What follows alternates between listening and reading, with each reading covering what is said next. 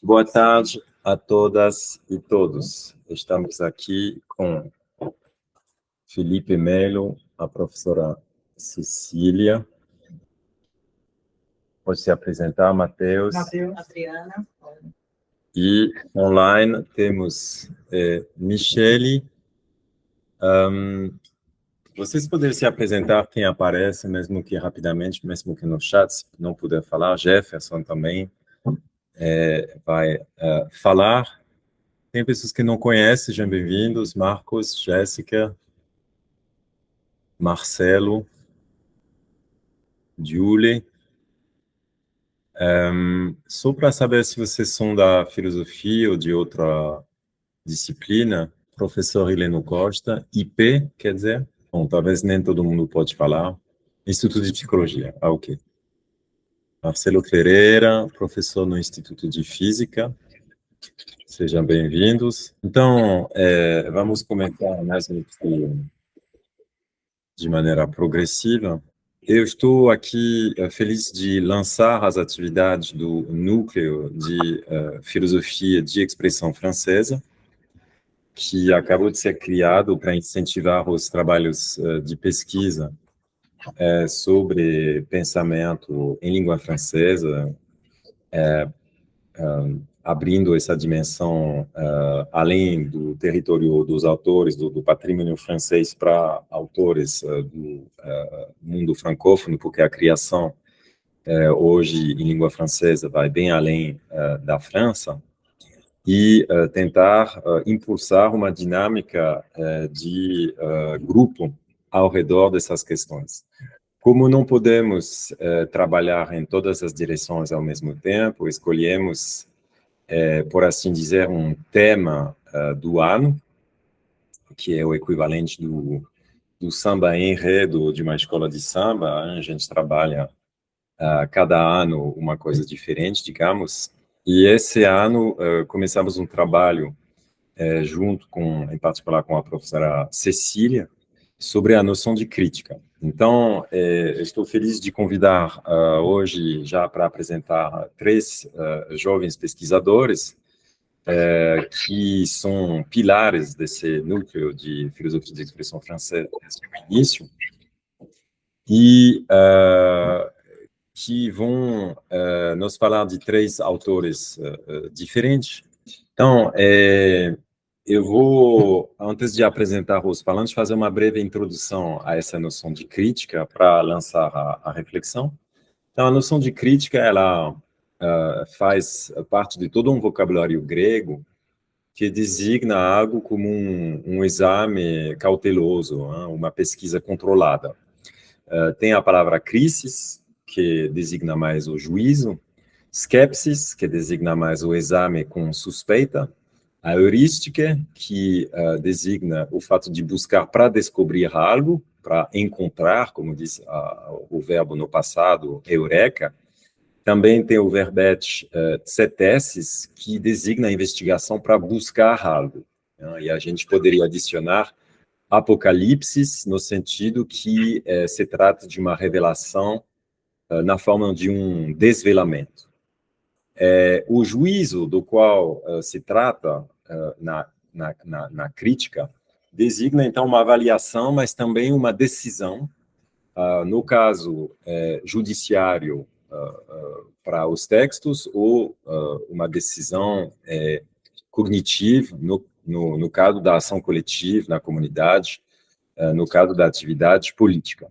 Então, na antiguidade, se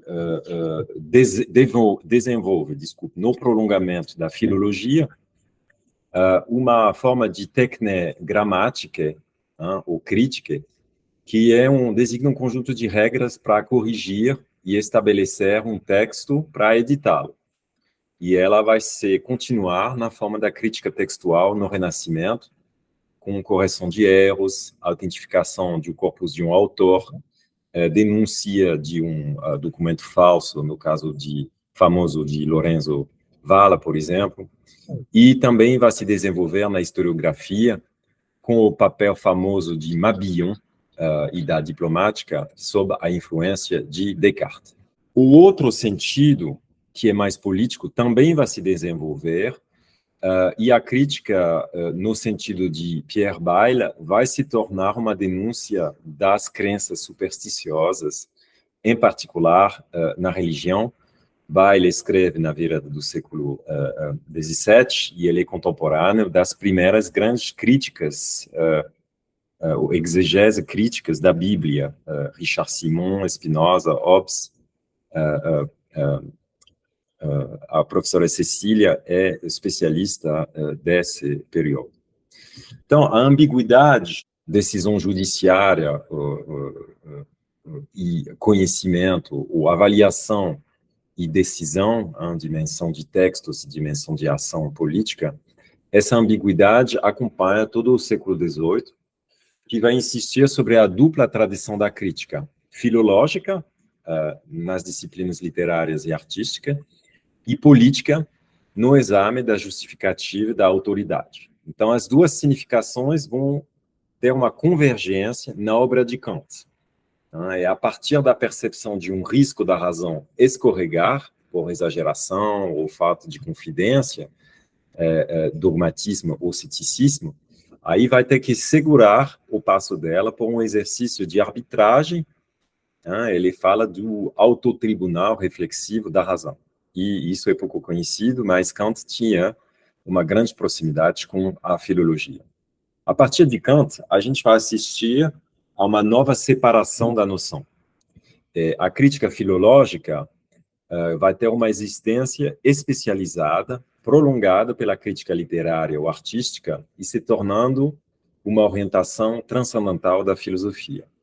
E, por outro lado, a crítica social e política, marxista e socialista em particular, com objetivo emancipador, parte da percepção de uma mudança na sociedade, em particular nas condições do trabalho na época da Revolução Industrial, que é vista como injusta e devendo ser corrigida, e vai insistir sobre a dimensão concreta em oposição à abstração do direito, por exemplo, a denúncia clássica da igualdade abstrata no marxismo.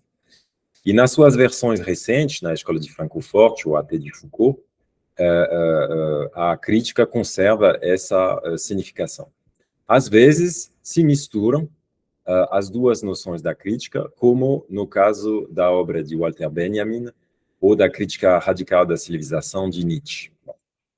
E existe um conflito entre a atitude crítica como correção a partir de normas e hermenêutica que busca interpretar uma significação.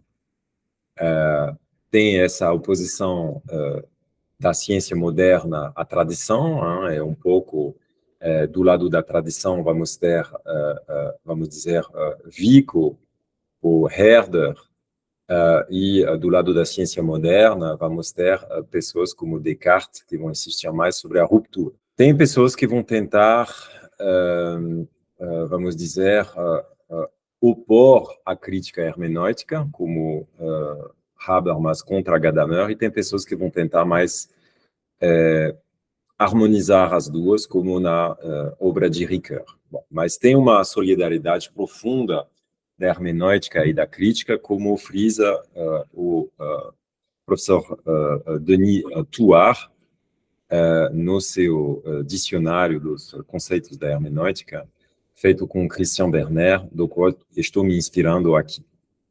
Então, para não ficar tão geral assim sobre a história da noção e os seus desdobramentos contemporâneos, me parecia mais interessante destacar as operações da crítica, os gestos intelectuais que ela faz, em vez de se contentar dos temas. Tem crítica de tal domínio, tem a aplicação da noção à arte, à religião, à política, à ciência. O que me interessa mais, o que me parece mais fecundo, mais inovador, consiste em olhar as táticas, os gestos de pensamentos, as abordagens, as maneiras, os jeitinhos de criticar, e além da crítica classicamente polêmica, identificar nuances ou variações da crítica. Então, eu destaquei algumas figuras, mas é só uma introdução e eu acho que nas apresentações que vão seguir a gente vai ter mais. Tem a crítica como atenção prestada ao detalhe, a certos aspectos do objeto. Tem a crítica como avaliação, que busca identificar as opções em presença. Por exemplo, será que estamos em presença de uma alternativa real ou de uma alternativa falsa, que a gente vai chamar um dilema, ok? Tem a crítica também como discernimento, que consiste em ver melhor de maneira mais precisa, além de uma visão superficial. Tem a crítica como ponderação entre várias opções. Se tiver vários fatores, né, tem que medir qual é o mais importante, por exemplo, que é um exercício clássico na busca da causalidade complexa, como no caso da história. Tem a crítica como retificação, isto é, reforma de uma maneira de pensar. Bom, aqui estou pensando em livros clássicos, como As Regras de Descartes, ou o Tratado da Reforma do Entendimento, de Spinoza.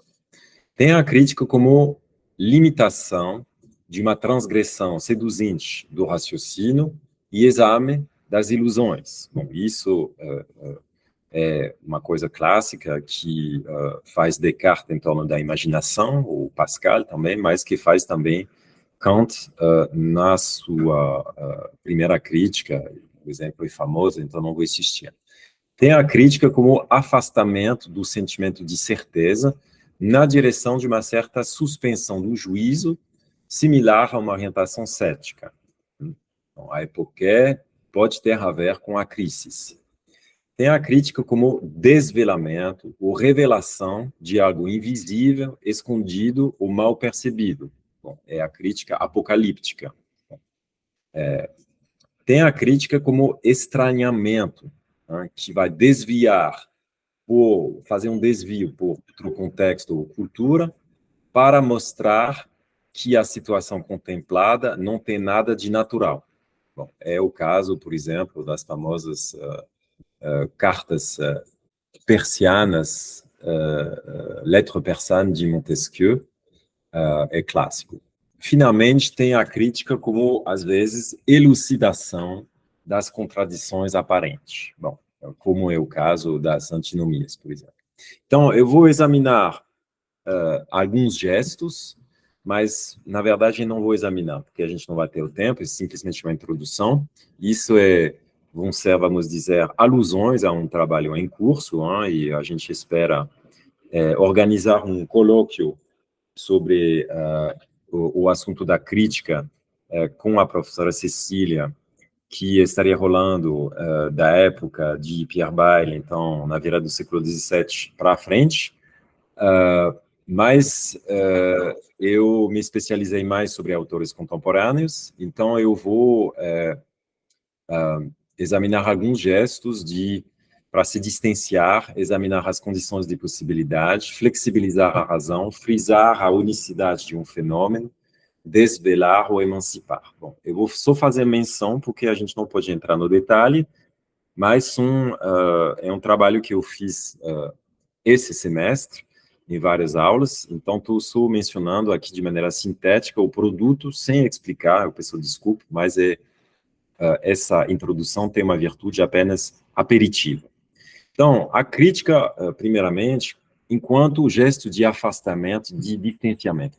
Não tem crise sem essa dimensão de se afastar, que não é necessariamente a suspensão do juízo, mas a gente se afasta de um juízo recebido, em geral, o senso comum. Vai ser o caso de Simone Weil, quando, no seu texto famoso sobre o destino do povo francês, ela vai tomar a sua distância com o fenômeno da colonização para questionar a sua relação com o povo francês. Mas a gente poderia mencionar também, de uma maneira bem diferente, o gesto de Foucault, que se afasta do que é bem conhecido, a maneira de Hegel também, para fazer atenção às potencialidades despercebidas do presente. Bom, a gente vai, eu acho, investigar isso mais para frente com a apresentação do Jefferson.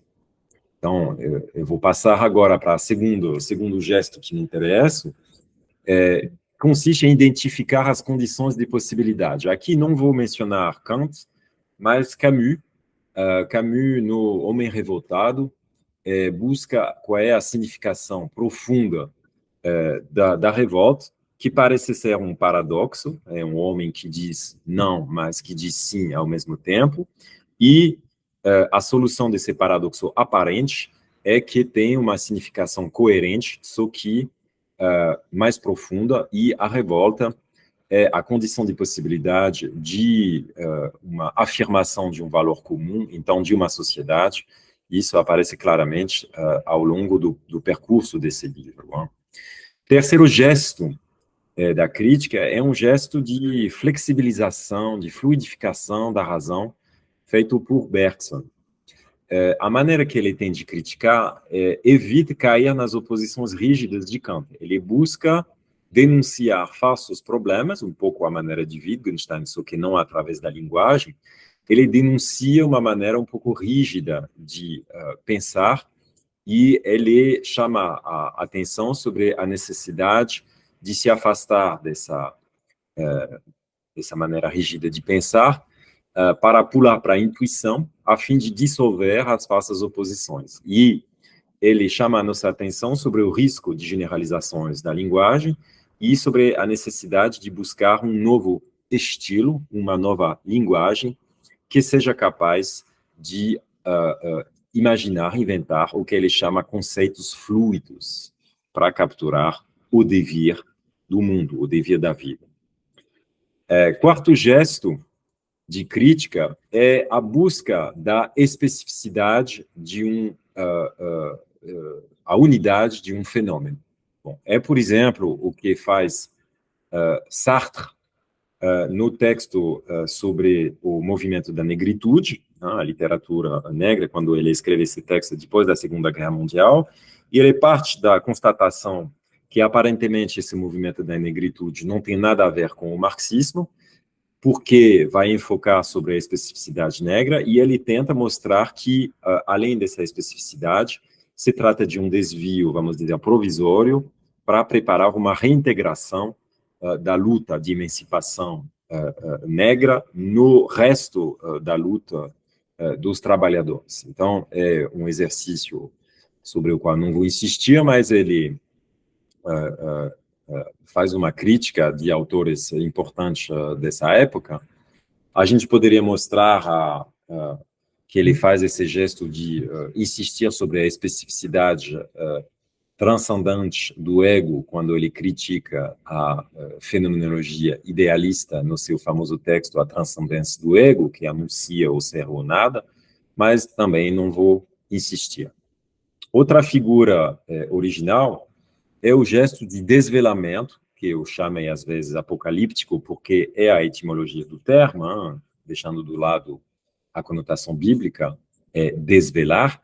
E aqui podemos mobilizar a obra de Fanon, nos Danados da Terra. Ele mostra o que, atrás do humanismo, é a lógica contraditória e perversa da colonização. Você não pode ao mesmo tempo, proclamar a igualdade de direito de todos e colonizar, porque você acaba fazendo do colonizado alguém que não é um homem. Você vai animalizar, porque senão eles teriam um homem igual. Então, como isso não é possível, você acaba fazendo uma desumanização do colonizado com tudo o que é implicado. Então, a crítica apocalíptica tem, obviamente, a ver com o tema da máscara que ele desenvolve, tanto no seu trabalho de escritor, mas também no seu trabalho, deve ser frisado, de psiquiatra. Enquanto o gesto de emancipação, ele é mais comum, mais conhecido, aparece no texto sobre o iluminismo de Kant, na obra de Fanon, na leitura que Sartre faz da obra de Fanon. Então, me parece mais comum, e não vou insistir, acho que a gente vai ter mais oportunidade de voltar para esse tema. Teria talvez um último aspecto da crítica, como subversão. Subversão, em particular, de uma categoria bem recebida, aceitada, como faz Canguilhem na crítica da ideia de normal a favor da ideia de normatividade. Não vou entrar no detalhe dessa demonstração famosa, que tem uma certa atualidade hoje, por causa da redescoberta da obra de Canguilhem, tanto no Brasil quanto na França, mas, basicamente, o normal, ele tem uma ambivalência e corre o risco de ser confundido com uma frequência, enquanto a normatividade é a capacidade de criar normas de maneira singular, e ela varia em função dos indivíduos. Então, aqui temos uma crítica como subversão do que parece bem conhecido. Eu sei o que é normal, é o contrário do patológico, e Canguilhem nos explica que não. Okay? Então, vou parar aqui, já falei bastante. Eu vou anunciar 3 intervenções.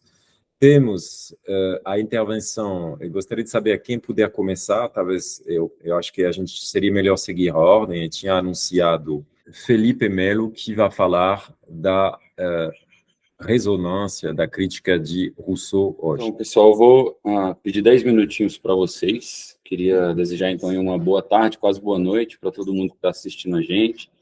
Vou me apresentar para quem não me conhece. Sou Felipe, sou doutorando aqui do Programa de Pós-Graduação em Filosofia da UNB, e eu estudo Rousseau. E o texto que eu preparei hoje para discutir com vocês é sobre o conceito de crítica em 2 autores, tanto no Rousseau quanto no autor contemporâneo, o Pierre Rosan Vallon. E eu escolhi um objeto particular, que é a democracia ou a sociedade política, para entender como que a crítica funciona considerando esse objeto, né? Em relação a Rousseau, por exemplo, a gente poderia trabalhar o conceito de crítica em muitas vertentes. Rousseau escreve, por exemplo, uma obra literária, que é a Nova Heloísa, que funciona como uma utopia, que serve, por exemplo, para comparar a vida no campo e a vida civilizada, depravada. Mas eu vou me concentrar em relação ao Rousseau em 2 obras, que são o Discurso sobre a Origem da Desigualdade e o Contrato Social. Bom, começando por eles, vou falar 5 minutinhos de Rousseau e depois 5 minutinhos do Rosan Vallon. Como o Felipe apresentou no começo, né, o conceito de crítica no século XVIII, ele carrega uma ambiguidade. Por um lado, ele pode ser um instrumento de avaliação da realidade, a partir de um critério de legitimidade, mas pode estar presente também na crítica filológica, na crítica artística, né? Segundo o dicionário da Academia Francesa, numa edição de 1762, a gente pode identificar pelo menos 3 sentidos de crítica, que seria a crítica como uma espécie de crise, né, um adjetivo, um dia crítico, como uma espécie de censura, de objeção a algo, e, mais precisamente, como um exame cuidadoso que serve para fornecer uma base para um julgamento. E é nesse último sentido que eu vou me concentrar. O próprio termo crítica, ele não é muito comum nas obras de Rousseau. Eu fiz uma pesquisa e ele aparece, por exemplo, apenas 14 vezes nas obras políticas dele. No entanto, a gente pode dizer que a atitude crítica, que o exercício da crítica, ele está ali presente. E o Rousseau, ele apresenta nessas 2 obras que eu citei anteriormente, pelo menos 2 critérios de crítica. Um seria o que ele chama de estado de natureza, e o outro seria uma vontade geral. Seriam parâmetros que permitem a gente avaliar a sociedade presente. Eu vou dar um trechinho aqui de como que o Rousseau estabelece esse estado de natureza. Ele diz o seguinte: comecemos então por afastar todos os fatos, pois não levam à questão. Não se devem tomar as pesquisas, as quais podem introduzir o assunto, por verdades históricas, mas apenas por raciocínios hipotéticos e condicionais, mais apropriados a esclarecer a verdadeira natureza das coisas do que a mostrar a sua verdadeira origem. Bom, como que o Rousseau faz uma crítica, então? O Rousseau, ele apresenta uma crítica genealógica, né? Ele liga 2 questões no discurso sobre a origem da desigualdade: de onde essa desigualdade vem e se ela é legítima. E por que há essa mistura entre uma questão, por um lado, descritiva sobre a origem da desigualdade e uma questão normativa? A primeira vantagem desse método, dessa relação, seria permitir para o Rousseau distinguir aquilo que é natural, aquilo que tem uma existência necessária, daquilo que tem uma existência contingente, que pode, portanto, a ser mudada, a ser modificada. E o sentido do termo genealogia em Rousseau, ele tem uma peculiaridade, não é uma genealogia histórica. Rousseau não vai pegar documentos e ver onde começou a desigualdade, por exemplo. Ele vai tentar, por meio desse termo, distinguir aquilo que no ser humano é natural daquilo que é conquistado em sociedade. E o Rousseau esboça, então, nessa obra, uma ideia de natureza humana que permite ele tirar alguns parâmetros para fazer as críticas da sociedade. O que o Rousseau entende, então, por natureza humana? Alguns autores vão chamar que ele tem uma concepção até minimalista. As características da natureza humana, elas são muito poucas e elas são muito gerais. Por exemplo, Rousseau vai dizer que o ser humano ele é motivado por duas paixões, principalmente, que seria o desejo de se preservar, que ele chama de amor de si, e também a piedade, que é uma repulsa em ver os outros sofrerem, outros seres sensíveis. Então, essas seriam as principais motivações. Em relação às capacidades desse ser humano natural, ele apresenta duas. De um lado, é a liberdade, é um elemento fundamental da natureza humana, e de outro, a perfectibilidade, ou seja, a capacidade de se aperfeiçoar. Nem a razão, nem a linguagem, elas aparecem dentro dessa característica básica da natureza humana. Elas aparecem nessa figura de potencialidades que podem se desenvolver em sociedade. E o interessante é que essa caracterização da natureza humana para o Rousseau, ela tem tanto uma função descritiva, então ela serve para explicar como que as pessoas se comportam, por exemplo, como ela também vai ter um caráter normativo. Ela vai apresentar critérios para a gente avaliar instituições sociais e práticas. Por exemplo, a liberdade ela se torna um valor a partir do qual avaliar sociedades políticas. E o Rousseau vai entender a liberdade como não dominação. Isso vai aparecer lá no contrato social. Né? Outro critério também que vai estar relacionado com o amor de si vai ser a promoção do bem-estar. E ele vai entender o bem-estar como a ausência de sofrimento, a ausência de desejos frustrados, de necessidades não satisfeitas. Outro elemento, então, que vai estar presente dentro dessa crítica do Rousseau vai ser em relação ao desenvolvimento daquelas capacidades latentes. Uma sociedade pudesse ser avaliada positivamente, é uma sociedade, então, que promove a liberdade, que promove o bem-estar, que promove o desenvolvimento das capacidades do indivíduo, além do reconhecimento social, que está relacionado com uma outra paixão, que é o amor próprio. Então, a crítica em Rousseau ela vai proceder mais ou menos dessa maneira. Vai estar ancorada nessa concepção de natureza humana e vai estabelecer certas normas a partir dos quais a gente pode avaliar a sociedade presente. Em relação ao conceito de vontade geral, Rousseau estabelece esse critério como um princípio de justiça que vai tanto satisfazer essa necessidade de manutenção da liberdade, como também vai atender a uma exigência prática de convivência entre os seres humanos, como eles precisam conviver. Uma sociedade legítima precisa possibilitar essa convivência, essa cooperação, ao mesmo tempo em que preserva a liberdade. E a vontade geral, então, seria um critério para você avaliar leis que permite manter essa liberdade viva dentro da sociedade política.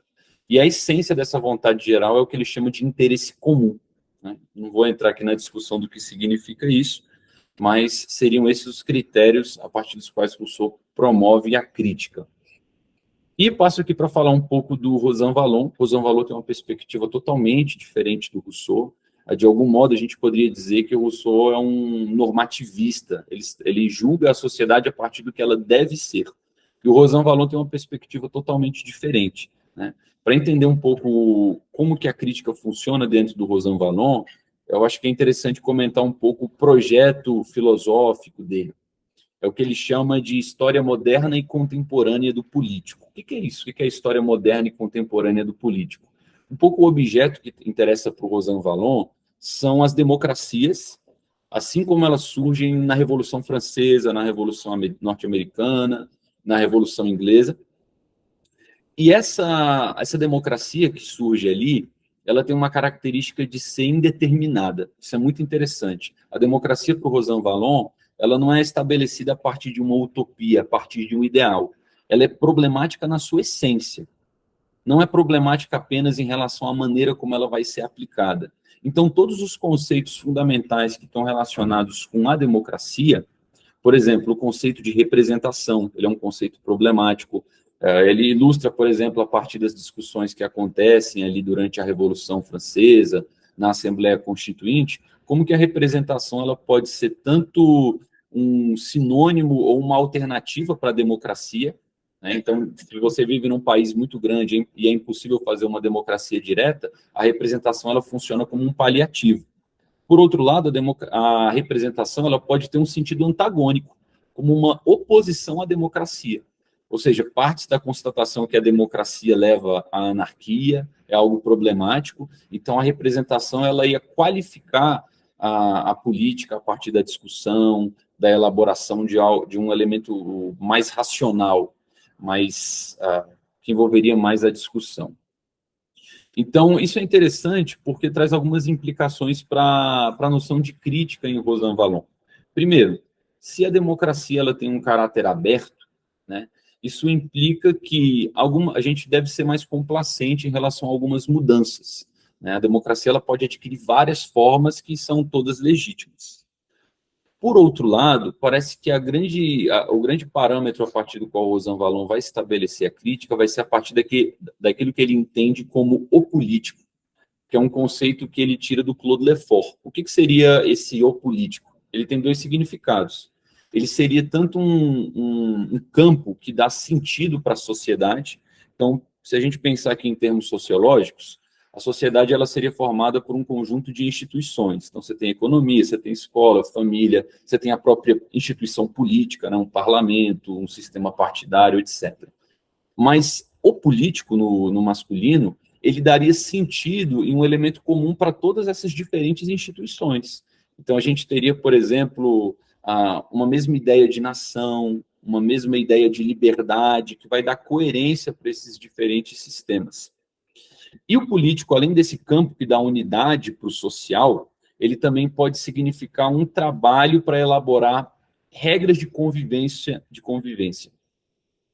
maneiras de você viver em conjunto. Uma das críticas, então, que o Rosan Vallon vai estabelecer, por exemplo, em relação às modificações da democracia contemporânea, é que, às vezes, ela coloca em risco a elaboração dessas regras, quando ele analisa, por exemplo, o populismo. O populismo ele tem uma visão muito restrita de povo.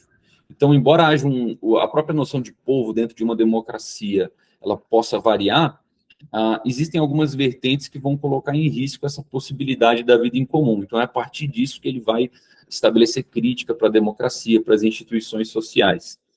E, por fim, mesmo que ela tenha um caráter maleável, existem certos valores que o Rosan Vallon vai recorrer para poder julgar um determinado caráter da democracia. E esses valores vêm, seja de uma tradição liberal, então de defesa do indivíduo, de um Estado de direito, seja de uma tradição mais democrática, no sentido de promover a participação social. E, por fim, agora de verdade, isso traria uma implicação para o próprio trabalho do intelectual.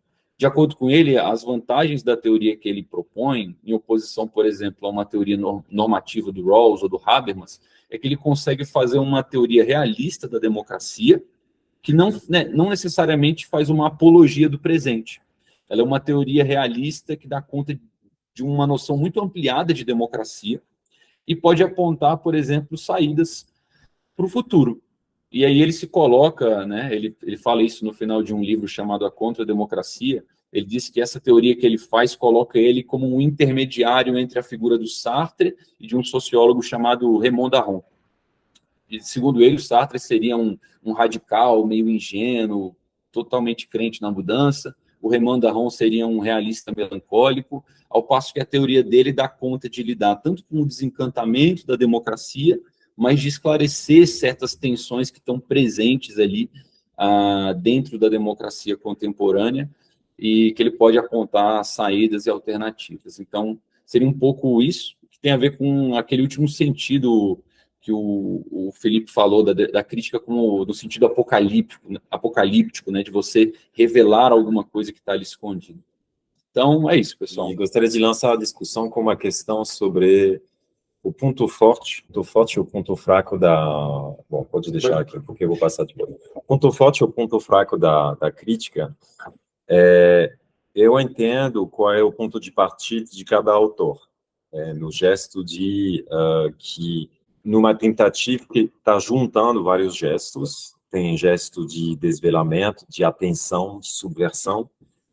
Ao mesmo tempo, esse ponto forte, que é o ponto a partir do qual o autor vai fazer uma rotação, por assim dizer, da realidade para considerá-la de outra maneira, de maneira mais lateral, talvez, ou mais do lado, assim, para olhar outros aspectos nela. Esse ponto forte de pivô é também um ponto fraco, porque ele me parece um pouco dogmático. Então, gostaria de questionar essa presença do dogmatismo na crítica. Para mim, é particularmente o caso na abordagem de Foucault. Isso foi um ponto que foi frisado por Habermas. Como lembro Jefferson, toda a teoria crítica de Foucault é ligada a uma certa concepção da linguagem, e na base dessa concepção tem a ideia que, em vez de fazer epistemologia, que considera, dado um certo discurso, se ele é verdadeiro ou falso, ele faz arqueologia que considera que, dado um certo discurso, a questão é de saber por que ele aparece, em vez de não aparecer. E sempre o ponto de partida que eu considero dogmático, junto com Habermas, é que isso é ligado à pressão de um certo poder. Por quê? Por que seria um poder e por que seria só um poder? Não poderia ser, por exemplo, outra coisa, ou poder junto com outra coisa, e nesse caso a gente teria um fenômeno de acaso, né, enquanto definido por Cournot como conjunção de causas. Então, aqui estou vendo um ponto muito forte de Foucault, porque ele está construindo toda a noção de crítica dele sobre esse pivô, e, ao mesmo tempo, um ponto fraco.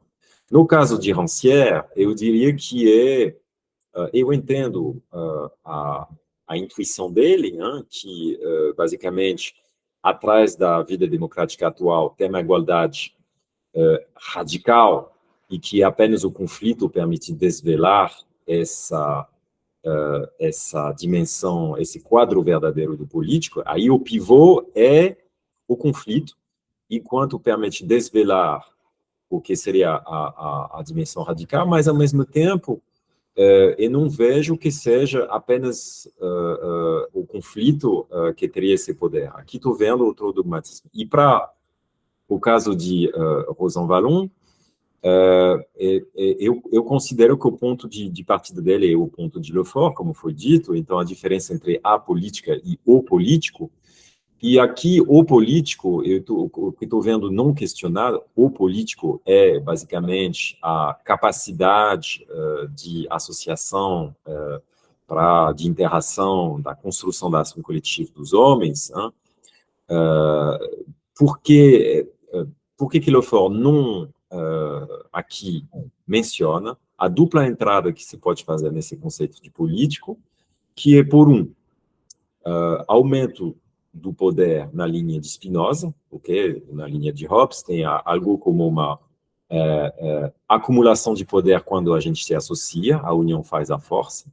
E, por outro lado, a entrada de Carl Schmitt, que o político se define em oposição ao inimigo. Ele não designa aqui.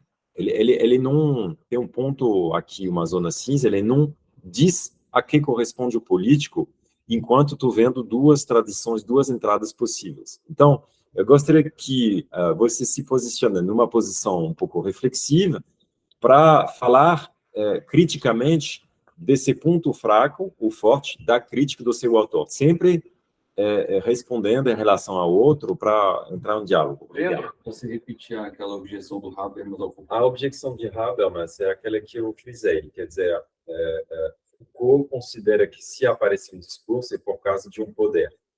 Por que seria o caso, em vez de outra coisa? Por que dois seria exclusivamente o caso?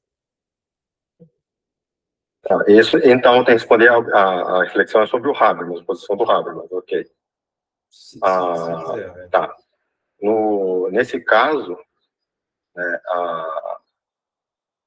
a leitura que o Habermas faz é focada do ponto de vista do Habermas. O que o Habermas entende da filosofia do Foucault, a interpretação que ele faz. Eu não concordo com a interpretação do Habermas, E o Foucault claramente não concorda com a leitura que está sendo atribuída a ele. Então, a questão do discurso. Vamos lá. O que o Foucault estuda no discurso? Né? Vamos entender por discurso, o discurso do Foucault não é qualquer ato de fala. Coisa que o Habermas leva bem a sério. O Foucault não está preocupado com o ato de fala e não tem uma teoria da linguagem. O Foucault vai se preocupar com discursos, eu vou colocar nesses termos, como discursos sérios. O que eu quero dizer com isso? O que faz com que um perito haja e fala como um perito? Como é que uma pessoa se porta como quem sabe? De qual discurso ele vale? Então, não seria um problema de comunicação, né, que é a área do Habermas, né, que desenvolveu muito nessa área. Né? Então, eu entendo, desse ponto de vista, que olhando para as bases do Foucault, né, teria essa lacuna da questão comunicativa. Daí eu compreendo. A segunda questão, né, por que nasceria de um poder? Porque Foucault vai, como eu mostrei, a passagem das práticas discursivas para a ordem do discurso. Nas práticas discursivas, Foucault está estudando as regras, que seriam as regras de formação de um discurso. O que o discurso precisa cumprir para ele ser considerado discurso. E ele percebe que, em certa época, as existências eram diferentes. Por exemplo, a astrologia. A astrologia permite que eu faça inferências com os planetas. Com a posição dos planetas influencia a minha vida. Isso se daria porque a linguagem estaria atribuída de um poder de influenciar as coisas, de afetar os objetos. Depois, esse tipo de linguagem muda para uma linguagem que seja representativa. A linguagem apenas como a ideação de um objeto na nossa mente. Então, essa seria o estudo das práticas discursivas. Isso é insuficiente para várias coisas. O que Foucault vai perceber é que, para explicar como certos discursos situam, circulam, né, não basta apenas um discurso cumprir essas regras para ele proliferar ou para ele deixar de existir. Que é quando ele vai para os estudos das instituições. Quem decide qual discurso é selecionado, é distribuído, é circulado. Então, isso já entra numa outra vertente da ordem do discurso. Nesse caso, né, não quer dizer que o discurso nasça só do poder. É que o Foucault interessa pelos discursos, como eu destaquei na minha apresentação, pelos discursos que têm efeitos de poder, né, e também quer entender o poder desses discursos. Né? Então, eu acho que a posição que o Habermas atribui ao Foucault está muito mais atrelado ao que ele espera encontrar dentro da visão da leitura do Foucault, do que o que realmente Foucault está se propondo a fazer. Bom, o problema ele foi identificado e basicamente como a igualdade radical e o conflito permitem desvendar a dimensão política, já que o conflito sozinho não tem o poder de desvendar a igualdade radical. No caso, eu não citei, mas o trabalho teórico do Rancière envolve diversos, eu chamaria de meios para se chegar até a ideia de igualdade radical através da política como conflito e também através do processo de transformação. E para isso ele, antes de tudo, traz à tona um conceito chamado princípio de igualdade, que é basicamente identificar essa igualdade como um princípio fundamental para a própria emancipação, né? E aqui, essa emancipação para ele, ela nunca deve ser entendida como uma conquista de direitos ou privilégios a partir de um certo grupo específico, através de uma elite qualquer.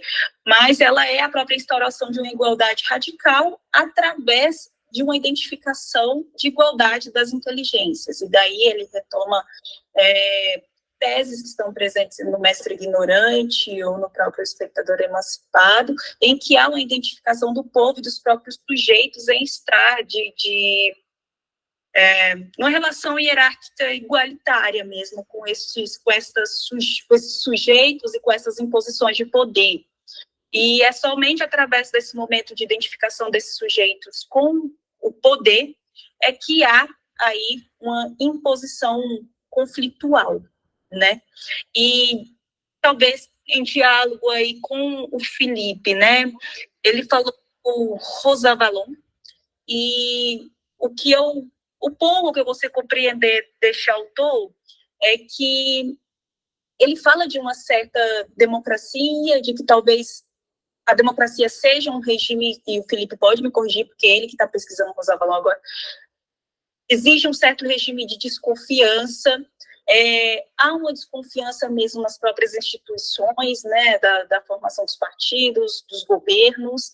Essas formas de desconfiança, óbvio, ela são atribuídas a diversos fatores, e até mesmo através de uma certa percepção de existência, de corrupção, também nesta distância que há entre representantes e representados, e de certa forma há, não sei até que ponto, uma certa afinidade com o Rancière, porque o Rancière também tem uma crítica bastante consistente em relação ao conceito de democracia, a formação da própria democracia, enfim. E para ele, ela, enquanto uma igualdade radical, é novamente isso que eu acabei de falar, né? A identificação desses sujeitos enquanto iguais, enquanto capazes de participar da vida pública. E em livros também como Ódio à Democracia, por exemplo, que já é uma espécie de análise cultural do que temos contemporaneamente, e também expressa uma certa relação de desconfiança nessas instituições tradicionais.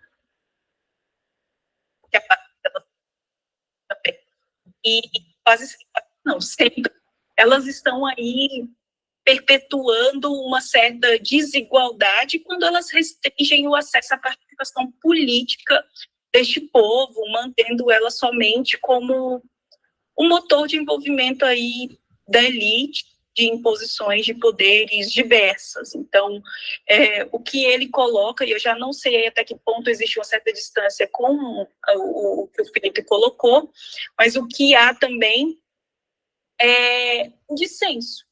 E a democracia para o Rancière, ela não é só igualdade, mas ela também é conflito. Então, como eu citei no meu texto, não tem como você também pensar uma forma democrática em que ela seja só igualdade. Então, é preciso que as formas de poderes policiais estejam o tempo todo presentes para que essas formas conflituais agem o tempo todo em formas de embate. Então, é complicado falar de um mundo que seja totalmente igualitário, porque para o Rancière, o movimento democrático, ele se dá através dessas formas conflituais que pipocam o tempo todo. Então, para que haja política, é preciso que haja conflito, e para que haja conflito, é preciso que haja esse movimento de pressuposição de uma igualdade. É basicamente isso.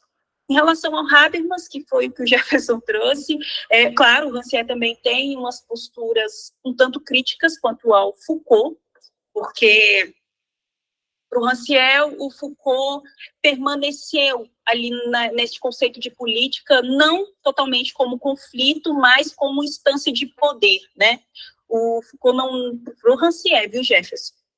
Ele não adentrou totalmente essa definição de política como embate, como irrupção dessa constituição hierárquica da democracia contemporânea. Para ele permaneceu somente numa análise de poder, ali ficou e não saiu mais. Então, não sei até que ponto, eu acho que o Jefferson está trabalhando com o Rancière, foi uma excelente novidade, viu, Jefferson? Então, eu acho que basicamente ele sabe mais ou menos a que ponto eu estou partindo quando o Rancière faz essa crítica ao Foucault. E também ao Habermas, porque neste caso aí,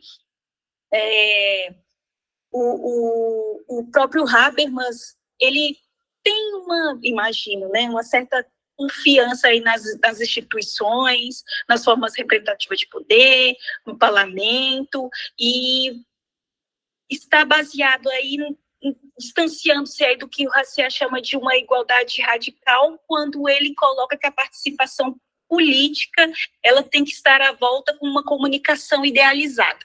Então, quando o Habermas se coloca aí dentro da teoria do agir comunicativo, ele se afasta, obviamente, da teoria hanseriana de uma democracia que é conflitual, né? Anula.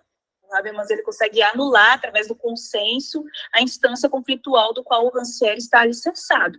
Então, eu imagino que eu consigo trabalhar com todos os autores, tentando aproximar e, ao mesmo tempo, distanciar, porque o Rancière, ele é assim mesmo, ele é bastante polemista, e ele está aí para discutir, para reconfigurar, de certa forma, diversos conceitos, do qual o conceito de política está, de alguma forma, legitimado. Enfim, é isso. Sobre a questão que o Felipe falou sobre a objeção em relação ao conceito político e sobre essa presença do dogmatismo dentro da crítica. Eu acho que faz todo sentido, inclusive quando eu estava preparando o texto, uma questão que eu me coloquei foi como legitimar um determinado ponto de partida, né? Como avaliar? Será que a crítica a gente tem que avaliar pelos resultados que ela gera para poder legitimar um determinado discurso? De fato, o Rosan Vallon, acredito que ele tem algumas vantagens, né? O conceito de político para ele tem esse caráter aporético, que acho que está relacionado com o Rancière. Então, todos os conceitos que são pertinentes ali à definição da democracia estão sob disputa. Essa disputa diz respeito a determinados grupos, segundo ele, relações de poder, mas acredito que ele vai um pouco além e ele diz que são divergências filosóficas mesmo. Não correspondem apenas a relações de poder de um determinado grupo. Isso eu acho um elemento enriquecedor para pensar a questão democrática. Todavia, ele não faz, de fato, essa referência que o Carl Schmitt faz em relação a um inimigo externo como elemento unificador do grupo. Né? A unificação dele gira em torno de algum elemento comum interno.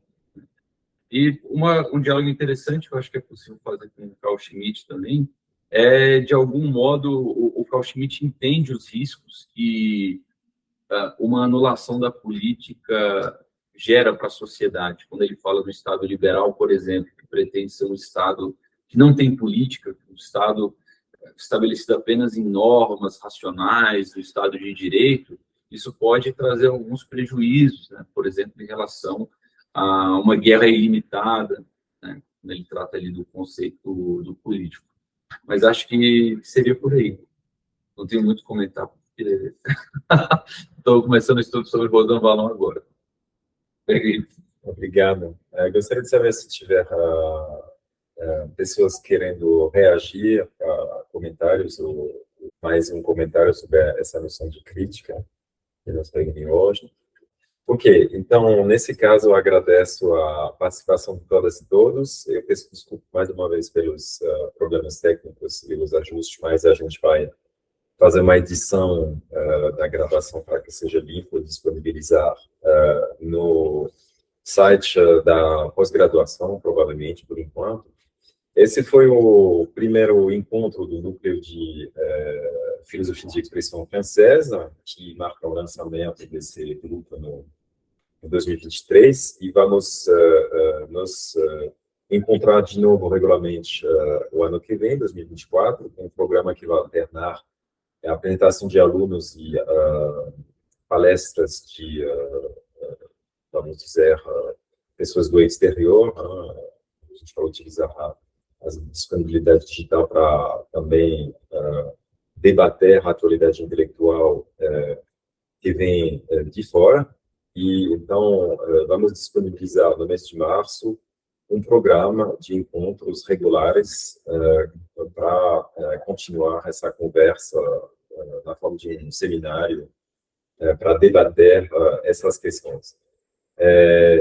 O núcleo também é parceiro de outros encontros, e em particular do seminário de filosofia antiga, que vai começar no 11 de dezembro, com a intervenção de um professor francês, que está em Porto Rico. Esse seminário de filosofia antiga vai ser sobre os lugares da filosofia, e vai começar estudando a filosofia cínica, que é de grande importância para Foucault, por exemplo, Então, por causa dessas intersecções, a gente vai se juntar a essas manifestações.